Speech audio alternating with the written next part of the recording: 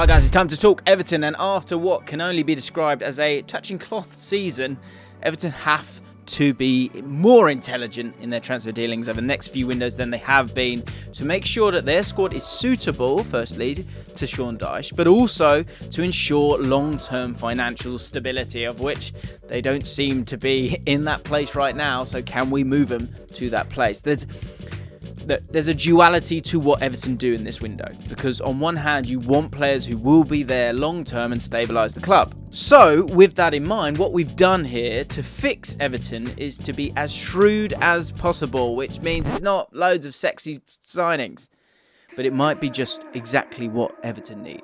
Shrewd signings, being as shrewd as possible in that first window because of that lack of money, and then after some stabilising, they can then go and look at some younger players to make a profit from. Let's start off with that contract situation. And by the way, if you are enjoying this series, let me know which players you think that you should go for in the comments down below. Subscribe to the channel if you are new and hit the notification bell as well. I'm going to take a little bit of a break from YouTube.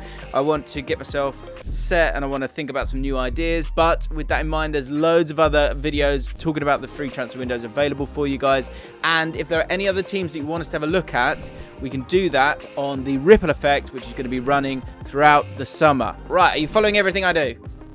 Fantastic. Let's dive into the contract situation. And expiring this summer, you've got Andy Lonergan, who's been offered a new deal. Asmir Begovic, who's turned down a new deal. Andros Townsend, who is leaving. Yerry Mina, who is leaving. Seamus Coleman, who has been offered a new deal and is likely to accept. Connor Cody is on his way after his loan expired. Tom Davies offered a new deal for some reason. I don't really get that. And then Ruben Vinegra, his loan has expired. Expiring in 2024... Idrissa Gueye, Abdoulaye Doucouré, Alex Iwobi, Damari Gray, and Ellis Sims. So some important players from this last season having their contracts end at the end of 2024. So for this summer, it's no secret that Everton are going to do their best to get a striker this summer. They should have done it last year and they didn't, of course. Names such as Moussa Dembele and Udinese Beto have been mentioned so far, and that gives you an insight what a physical striker with a similar profile to DCL is what they're after in this window, which makes complete sense under Sean Dyche. Another position that they need to strengthen in is central midfield, and a central midfielder who can play at the base of midfield too. There may have been a shout for a true 8, but I think that James Garner will have a lot to offer next season, as he finished the season really strongly. And if Onana stays alongside Doucouré, adding another year to his contract, I think the box-to-box positions are fairly well stacked. Everton also need a centre-back and a left-back in this window, maybe even a right-back as well. But I can't see them going for that right-back position because of the financial implications already at the club, hence the reason for offering a new contract to Seamus Coleman. It is worth noting that Jared Branthwaite will be returning to the club after a great season at PSV last year and could be a good option at centre-back. But Everton may still look to get an experienced replacement for Mina. So let's have a look at striker options. A physical striker that you don't have to break the bank for is essential for Everton in this window. So here are two options who may be available on the cheap side this summer. Heads up, Gyökeres isn't going to be an option that we're going to put forward because, I mean, it's obvious by now that he would be great. He would be an amazing option for it, and we've spoken about it far too many times on this channel. Okay? So first off, beggars can't be choosers, but the guy scores goals, Alfredo Morelos. Rangers fans, talk to me right now. I'd love to know how you feel about him. 26 years old, he's a very divisive figure. On one hand, you've got someone who scored 79 non-penalty goals, league goals for Rangers since joining in 2017. But on the other hand, he does like to put weight on and can often look unfit at times. And I think it's one where you're kind of going,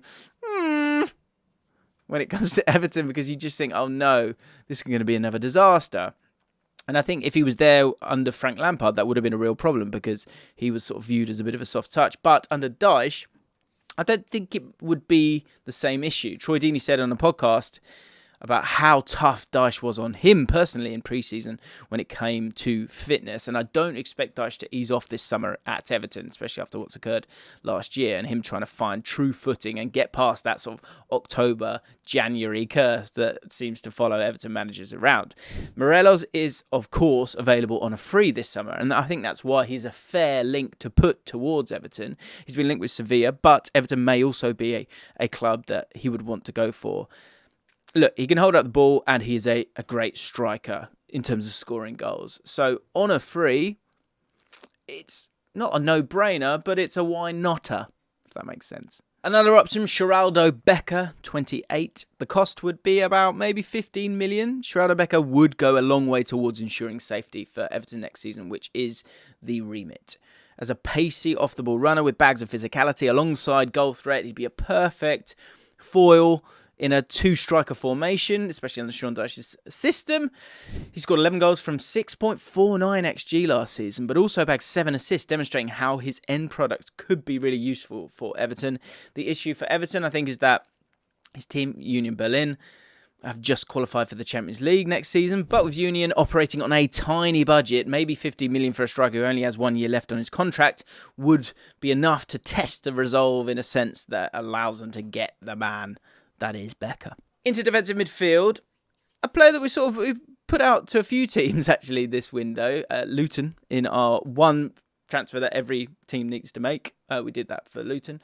Hamza Choudhury, 25, cost about 5 million. Again, we have to be sensible with these transfers due to the constraints at Everton, and that's why Choudhury could be a good option for Everton as that defensive midfielder.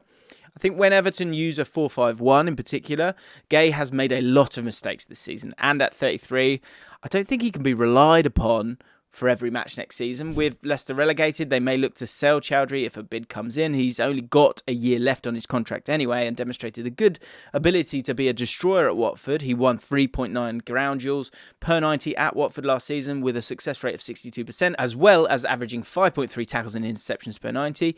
I think he'd be very efficient in a low block Everton side. Option 2 for that defensive midfielder role, Ibrahima Diallo, 24. The cost would be around 7 million.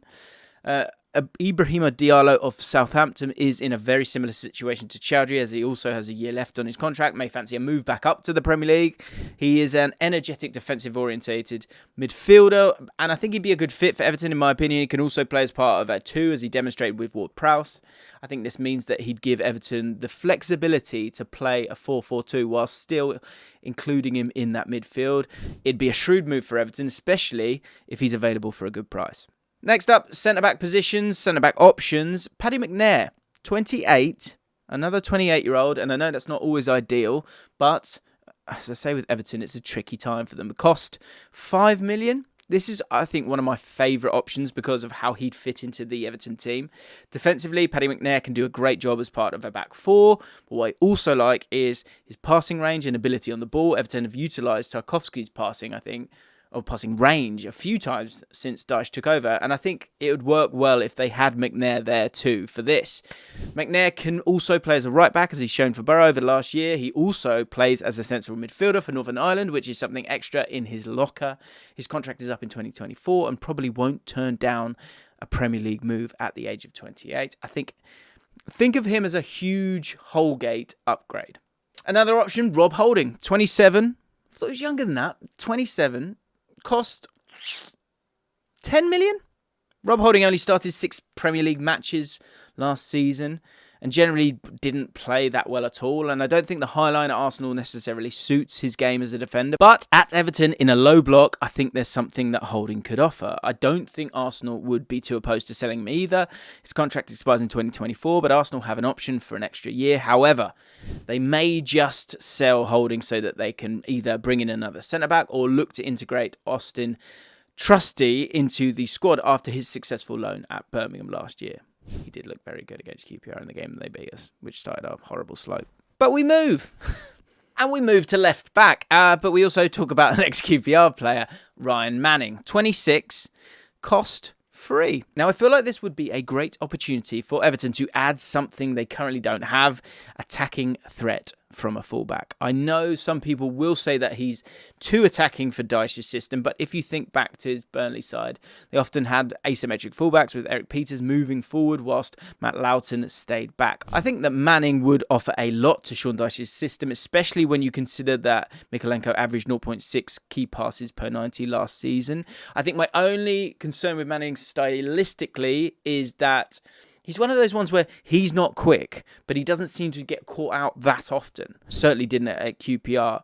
And what he does provide is assists and chance creation and great crossing ability. Could be a really good FPL asset, actually, if Everton were to buy him. Manning created 14 big chances last season, obviously in a different team, but got 10 assists and averaged 2.5 key passes per 90. He also made 41 starts in the Championship, which I don't think can be overlooked. Very durable, especially with Everton's injury track record, and he's also free. Why not? Second option, Marvin Plattenhardt. 31, but again, free. Now, if you want a shrewd one, here it is. Plattenhardt has been pretty much exiled from Hertha Berlin following their relegation last season, but as a free transfer, he could be pretty useful for Everton.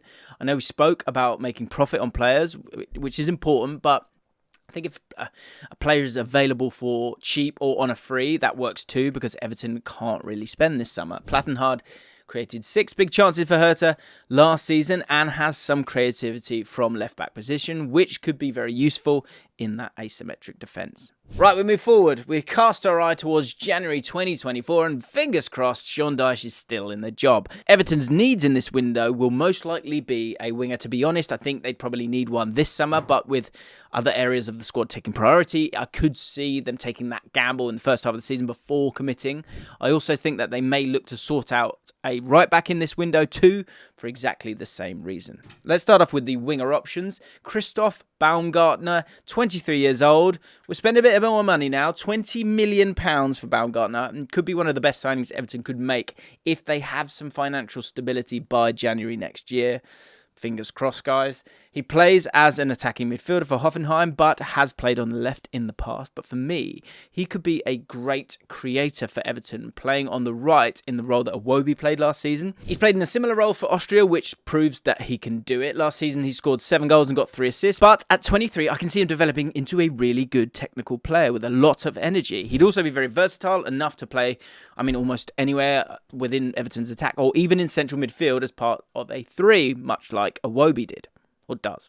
Second option, Alex Berenguer, 27, cost 10 million. Berenguer would be a very clever signing because of the underlying numbers he offers in terms of creativity. Last season, he only got 1 assist, but actually created 8 big chances as well as 1.4 key passes per 90. He can also play on both sides. Last season, he predominantly played on the left, but the season prior, he played off the right, as these heat maps show. He will also be out of contract in the summer of 2024 and may be available for around 10 million if Athletic Club Bilbao want to cash in on him. Right, onto those right-back options. Jordan Lotomba, 24-25 by January, cost 10 million. I really like the look of Lotomba. Last season, he demonstrated how well-rounded he is as a right wing-back in Nice's back 5, but I think his stats show that he could also be a good fit in a back 4. He averaged 2.38 tackles per 90 last season, as well as 1.17 interceptions, which are great numbers for a wing-back. This shows that defensively, he'd be fine in a back 4. He also carries the ball really well. Last season, he averaged 3.01 progressive carries per 90, which is very high for a wing-back. He also has that ability to carry the ball, and that could be useful in a turnover-orientated side like Everton. Second option, sticking to the Premier League this time, Ben Johnson. West Ham's Ben Johnson, 23 years old, 10 million again would be the cost, I think. Ben Johnson played a big part in getting West Ham to the Europa Conference final. He started 6 games in the competition as well as 2 more appearances from the bench, but he did only start 9 matches in the Premier League, with Soufal being very much the first choice at West Ham. Johnson may look for a move next January if nothing changes. He's also out of contract in the following summer, so West Ham may just sell him in January. If Everton want a more defensive right back, I think he'd work well. Okay, summer 2024. Good Lord knows what on earth will actually be occurring by then. It really does scare me, I've got to be honest. But in the summer of 2024, according to us, Everton will know if Alex Iwobi, Gay, Decore, Damari Gray and Ellis Sims will stay at the club or not. Now, for me, it's likely that Iwobi will stay because the club would likely give him a good deal to facilitate staying. Gay will probably go, but the replacement will have been sorted by 2023, according to us, as will Damari Gray's replacement, which could get done in January. We've said on our video, talking about one player that needs to leave, that Damari Gray is the right kind of player to leave because you can get some solid money for a Premier League proven player. And actually, since then, he has been linked with a move to Fulham. So again, check out that video because we've had some good shouts on it so far. The biggest area to address in summer 2024 for Everton will be replacing Abdoulaye Doucouré. So we need some attacking 8 options. Jean Rickner Bellegarde, 24. He'll be 26. The cost would be free. Another cheapie. Now, Bellegarde would be a slightly different option to what Doucouré offers in terms of threat in the box, but as a progressor through the thirds, he lines up very well. We can see here from his FB Ref scout report how much of an excellent progressor he is in possession. He's very similar to how Spurs' Moussa Dembele played in a way.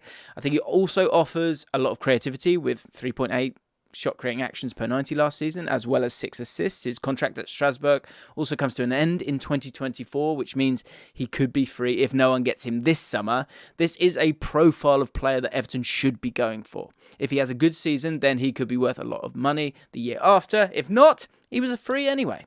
Second option, and he was on that pitch at Goodison Park on that final game of the season. Philip Billing, 27, will be 28 by June of that year. And again, another one that could be going for free. Now, I think there needs to be some slightly skullduggerous dealings here, because you probably want to have a word with some of these players. And I think you're seeing this more and more, actually, that players will run down their contract and then make some serious bang.